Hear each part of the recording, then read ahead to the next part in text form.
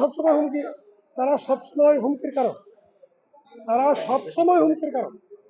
৭১ হুমকির কারণ, মুক্তিযুদ্ধের বিরোধিতা করার কারণে, তাদের পূর্ব সংগঠন ইসলামী ছাত্র সংঘ, জামাত ইসলামী মুক্তিযুদ্ধের বিরোধিতা করার কারণে তাদের তো উচিত ছিল আমার ঢাকা বিশ্ববিদ্যালয়ের ক্ষমা চাওয়া, বাংলাদেশের জনগণের কাছে ক্ষমা চাওয়া গণহত্যার কারণ, তাই না?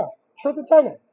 এরপরে গণতান্ত্রিক বিভিন্ন সময় দেখেন স্বৈরাচারী এরশাদের সময় তারা সাথে সাথে আঘাত করে তারা 10 জন এমপি হয়েছে। এরপরে এরপরে আওয়ামী লীগের সাথে আঘাত করেছে, এরপরে বিএনপির সাথে আঘাত করেছে।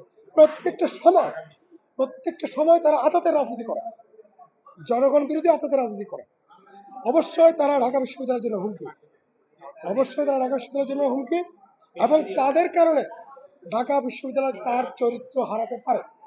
আমরা ঢাকা বিশ্ববিদ্যালয়ের ছাত্রছাত্রীরা ঢাকা বিশ্ববিদ্যালয়ের যে প্রগতিশীল যে চরিত্র সেটাকে ধারণ করি, সেটাকে আমরা সবসময় ধারণ করি, এবং সেটাকে কিভাবে আরো ভালোভাবে এগিয়ে নেওয়া যায় সেই প্রচেষ্টা আমরা চালিয়ে যাব।